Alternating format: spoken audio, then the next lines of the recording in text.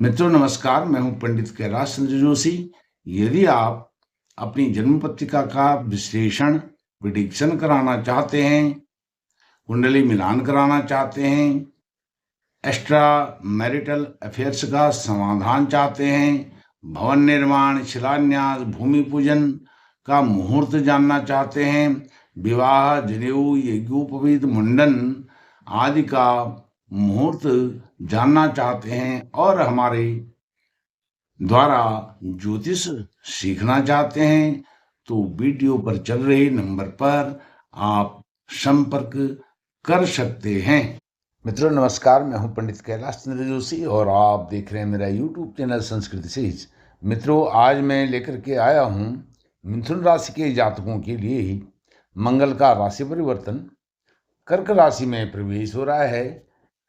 मंगल जो सेनापति हैं, सेनाध्यक्ष हैं नवग्रह मंडल के, और उनकी यह जो कर्क राशि है मंगल के लिए नीच राशि होती है। नीच राशि में उनका गोचर हो रहा है।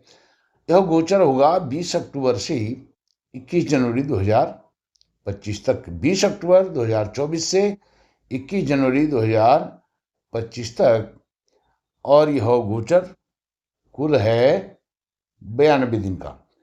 जैसा कि हमको अमूमन पता होता है, जो मंगल होते हैं, मंगल यह एक राशि में लगभग 45 दिन गोचर करते हैं, लेकिन इस बार वो उनका गोचर हो रहा है 92 डेज अर्थात 92 दिन। यह क्यों हो रहा है? क्योंकि मंगल 48 दिन के लिए मार्गी रहेंगे। 48 दिन मार्गी रहेंगे। कहाँ? कर्क राशि में। कर्क राशि में 48 दिन मार्गी रहेंगे, अर्थात 20 अक्टूबर से लेकर के 7 दिसंबर तक वो मार्गी रहेंगे। सीधी चाल से गति करते हुए वह फिर 44 दिन के लिए वक्री हो जाएंगे, उल्टी गति चलेंगे 7 दिसंबर तक। 7 दिसंबर से 21 जनवरी तक वह उल्टी चाल चलेंगे। उल्टी चाल चलते हुए फिर वह 21 जनवरी को जब उल्टी चाल चल रहे हैं, फिर आपकी ही राशि मिथुन राशि में फिर वह प्रवेश कर जाएंगे यहाँ पर। और अभी मंगल यहाँ पर हैं। मिथुन राशि के जातकों के लिए यह राशि का विश्लेषण, फलादेश, प्रिडिक्शन आपकी जन्म राशि, चंद्र राशि, मून साइन पर आधारित है। यदि आप अपनी जन्म पत्रिका का विश्लेषण कराना चाहते हैं तो आप वीडियो पर चल रहे नंबर पर संपर्क कर सकते हैं। मित्रों, यह मिथुन राशि के जातकों के लिए मंगल जो होते हैं छठे भाव के स्वामी होते हैं और एकादश भाव के स्वामी होते हैं। ऋण, रोग, शत्रु भाव के स्वामी, और साथ में वह होते हैं आपके लाभ भाव के स्वामी, लाभेश होते हैं। लाभेश होते हैं, लाभ भाव के स्वामी होकर के धन भाव में विराजमान हो रहे हैं। हालांकि वह नीच राशि में जा रहे हैं, लेकिन मंगल आपके लाभेश हैं, इसलिए वह ऋण, रोग, शत्रु भाव के स्वामी से अधिक वह लाभ भाव से संबंधित आपको फल यहाँ पर प्रदान करेंगे। कितने दिन के लिए? 92 डेज के लिए। 92 डेज आपके लिए वह मार्गी भी होंगे और बकरी भी होंगे इसी 90 डेज में। पहले तो आपको बताऊंगा मंगल जब मार्गी होंगे तब आपको क्या रिजल्ट मंगल देने वाले हैं आपके धन भाव में। और जब वह बकरी होंगे 44 डेज के लिए 7 दिसंबर से 21 जनवरी तक, फिर उनका क्या रिजल्ट आपके लिए रहने वाला है। षष्ठेश छठे भाव के स्वामी और एकादशेश, एकादश पति भी हैं और षष्टम पति भी मंगल हैं। यह विराजमान हो रहे हैं कहाँ? आपके धन भाव में, कुटुंब भाव में, परिवार के भाव में, वाणी के भाव में। और आपके सबसे महत्वपूर्ण जो काम बनते हैं मिथुन राशि के जातकों के लिए, क्योंकि मिथुन राशि के जो स्वामी होते हैं वह बुध होते हैं, और यह जो मंगल विराजमान हो रहे हैं यह वाणी के भाव में विराजमान हो रहे हैं। और मिथुन राशि के लिए, मिथुन राशि के जो स्वामी बुध हैं वह चतुर्थे सुखेश भी होते हैं।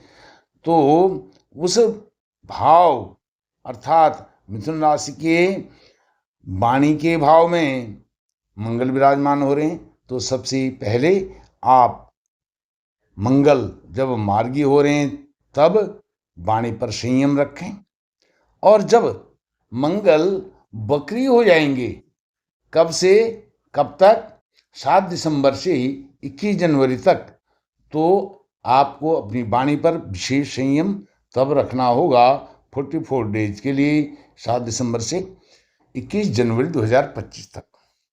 क्योंकि आप अच्छा बोल रहे हैं, सुनने वाला उसका तात्पर्य, उसका अर्थ, उसका मतलब कुछ और निकाल रहा है। अर्थात आपका जो कम्युनिकेशन स्किल है उसको आप संयमित हो करके करिए, क्योंकि आपके बनते हुए कार्य बिगड़ सकते हैं। और ऐसा क्यों होगा? क्योंकि मंगल जो हैं यह अग्नि तत्व के ग्रह हैं, और यह जो दूसरा भाव है, दूसरे भाव में कर्क राशि आपकी बनती है। कर्क राशि क्या होती है? यह जल भाव, जल राशि की, जल तत्व की राशि है कर्क। तो इसमें अग्नि तत्व के जो ग्रह हैं, कौन? मंगल। इसीलिए तो वह नीच के हो जाते हैं इस भाव में।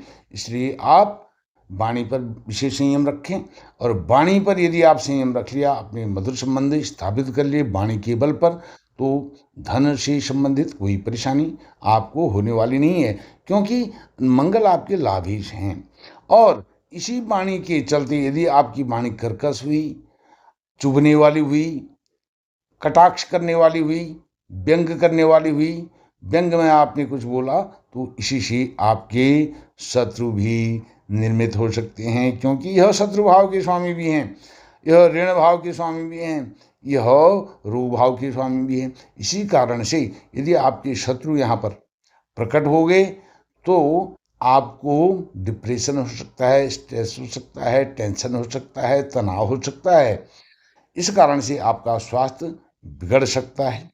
और इसी कारण से आप यदि किसी को धन उधार में देना चाहते हैं, ऋण लोन में किसी को पैसा देना चाहते हैं, उससे इन 92 डेज में आपको बचना होगा धन किसी को, पैसा किसी को उधार देने से। यदि आपने पैसा किसी को दिया, किसी की हेल्प करी, अच्छे मन से करी, अपना समझ करके करी, तो भी आपको धोखा हो सकता है। इस बीच में 92 डेज में चाहे मंगल मार्गी रहें या बकरी रहें, दोनों स्थिति में आप धन को किसी को उधार देने में, पैसा उधार देने में सावधानी बरतें। हाँ, आपको ऋण लेना है तो आप ऋण ले सकते हैं।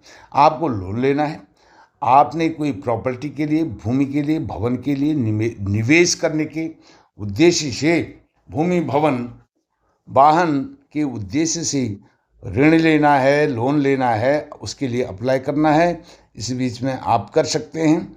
ऋण आप ले सकते हैं, ऋण लेने में कोई परेशानी नहीं है। सिर्फ आपने बचना है, ऋण देना नहीं है। इस बात का ध्यान रखें। और इसके लिए मैं आपको उपाय भी बताने वाला हूँ। क्या उपाय करने से ही आपको इन सब बातों से राहत मिलेगी। क्योंकि जो मंगल हैं, मंगल आपके लाभेश हैं। लाभेश अर्थात लाभ, जो आपके डिजायर्स हैं, उन डिजायर्स की पूर्ति के सभी डिजायर्स क्या होते हैं? आजकल के समय में धन की इच्छा रहती है, धन की आकांक्षा रहती है, धन अधिक से अधिक कमा जाए। तो जो मंगल हैं वह आपके धन भाव में विराजमान हैं, धन भाव में विराजमान हैं लाभेश होकर के, तो यह स्थिति आपके लिए बहुत सुंदर है। अब मंगल की दृष्टि पर बात करता हूँ। मंगल की जो दृष्टि है, मंगल की चौथी दृष्टि होती है, 7वीं होती है, 8वीं होती है, इस पर बात करता हूँ। मंगल की चौथी दृष्टि सूर्य नारायण भगवान पर पड़ रही है। सूर्य नारायण भगवान यहाँ उनका जो गोचर है, सूर्य नारायण भगवान का गोचर नीच राशि में है और मंगल का गोचर भी नीच राशि में है। मंगल का 20 अक्टूबर को हो रहा है। सूर्य नारायण भगवान का गोचर 17 अक्टूबर से आरंभ हो गया है, 15 नवंबर तक रहेगा। लेकिन यह दोनों का नीच राशि में गोचर 20 अक्टूबर से शुरू हो जाता है। अब हम मंगल की बात कर रहे हैं तो नीच के मंगल, नीच के सूर्य पर उनकी दृष्टि 26 दिन के लिए है। 17 अक्टूबर से 15 नवंबर तक यह पूरा एक महीना नीच राशि में, तुला राशि में सूर्य रहेंगे, लेकिन मंगल के साथ यह 26 दिन रहेंगे, क्योंकि उसके बाद सूर्य नारायण भगवान आपके छठे भाव में चले जाएंगे और मंगल नीच के हुए हैं 20 अक्टूबर को। इसलिए 26 दिन का यह जो समय है यह बहुत उत्तम है, क्योंकि यह आपकी उच्च शिक्षा का भाव है। उच्च शिक्षा से संबंधित सारी मनोकामनाएं आपकी पूर्ण होने वाली हैं। आपकी संतान पक्ष से आपको अच्छे लाभ मिलने वाले हैं। अच्छे ये कहना चाहिए कि मंगल की यहाँ पर सूर्य नारायण भगवान पर दृष्टि से आपकी संतान का जो समाचार है, अच्छा शुभ समाचार आपको इन 26 दिनों में मिलने वाला है। और जो महिलाएं हैं, यदि वह प्रेग्नेंट हैं तो अपने खान पान पर विशेष ध्यान दें। और उदर विकार महिला पुरुष कोई भी हों, उनको खान पान पर ध्यान देना चाहिए। विशेषकर जो महिलाएं हैं, यदि वो गर्भवती हैं, प्रेग्नेंट हैं, ऐसी स्थिति में वह अपने गर्भ को, प्रेगनेंसी को सुरक्षित रखने के लिए बहुत सावधानी खान पान में करें। अब मंगल की जो सप्तम दृष्टि है वह आपके अष्टम भाव पर, अर्थात यह मंगल का उच्च भाव है। उच्च भाव को देख रहे हैं। गोपनीय जो योजनाएं हैं उनको आप गोपनीय रखें, सीक्रेसी बना करके रखें। उनका कहीं आप उनको ओपन ना करें, इससे आपको नुकसान हो सकता है। और ससुराल पक्ष से भी आपको बहुत अच्छा लाभ हो सकता है।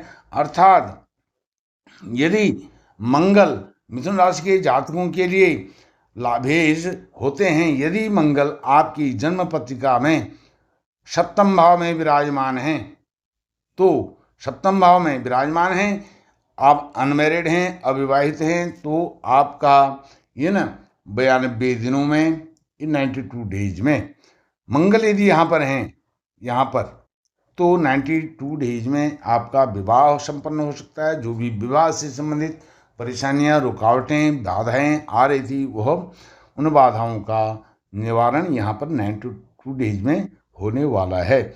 और मंगल आपके जहाँ भी हैं उस भाव से संबंधित लाभ वो अवश्य ही देंगे। मिथुन राशि के कोई भी जातक हैं, मंगल कहीं ना कहीं तो विराजमान होंगे, कहीं ना कहीं विराजमान होंगे मंगल। तो जिस भाव में भी, अब धन भाव में भी विराजमान हो रहे हैं, तो धन भाव में वह आपको बहुत अधिक अच्छा लाभ देने वाले हैं। अब आपको बताता हूँ, दिवाली पर 31 अक्टूबर और 1 नवंबर को बहुत ही अद्भुत योग संयोग आपके लिए लक्ष्मी योग बन रहा है। लक्ष्मी योग कहाँ बनेगा? पंचम भाव में। अर्थात जो आपका, आपके धनेश हैं चंद्रमा और पराक्रमेश हैं पुरुषार्थ के भाव के, करेज भाव के स्वामी सूर्य हैं। चंद्रमा और सूर्य का मिलन होगा यहाँ पर। सूर्य तो अपने आप यहाँ पर विराजमान है, चंद्रमा की गति बहुत तीव्र होती है, वह भी यहाँ पर आ जाएंगे, तो लक्ष्मी योग बनेगा। इस लक्ष्मी योग में आपको संतान की प्राप्ति भी हो सकती है, संतान का सुख, संतान से सुख, संतान का सर्वविध कल्याण होते हुए आप देखेंगे दिवाली के अवसर पर। तो कितना मंगल कितना अमंगल, यह मैंने आपको बताया। मंगल मिटा देंगे विफलता के निशान, मिलेगी सफलता, संभालेंगे नई कमान। उपाय भी बताऊंगा, आप थोड़ी देर बने रहिए। और अब आपको बताता हूँ मंगल की अष्टम दृष्टि। मंगल की अष्टम दृष्टि आपके भाग्य भाव पर, भाग्य भाव पर मंगल की दृष्टि, अर्थात मंगल की अष्टम दृष्टि, हालांकि वह अष्टम दृष्टि क्या हो जाएगी, षडाष्टकी योग बनाएगी, लेकिन भाग्य भाव में मंगल आपके लाभेश हैं। लाभेश होकर के वह लाभ भाव में लाभ यहाँ से यदि इसको काउंट करें तो यह एकादश भाव आ जाता है। तो एकादश भाव में वह विराजमान है, एकादशेष हो करके एकादश भाव पर उनकी दृष्टि पड़ रही है। एकादशेष हो करके एकादशेष की एकादश भाव में, एकादश से एकादश भाव में दृष्टि पड़ रही है, तो भाग्योदय बहुत अच्छा होने वाला है। रुके हुए काम, सोचे हुए काम इस समय आपके बनने वाले हैं। इसमें कोई चिंता की बात नहीं है। अपने बड़े छोटे भाई बहनों से आप सौहार्दपूर्ण व्यवहार बना करके रखें और वाणी पर संयम रखें। संचित धन का अच्छा उपयोग करें। संचित धन से संबंधित कोई परेशानी होने वाली नहीं है, क्योंकि यह भूमि पुत्र हैं। आप भूमि भवन वाहन में विशेष करके जो स्थिर वस्तुएं हैं, भूमि है, भवन है, जमीन है, जायदाद है, मिल्कियत है, उसमें आप निवेश कर सकते हैं। उसके लिए धन भी लोन में ले सकते हैं, लेकिन आपको धन उधार नहीं देना है किसी को।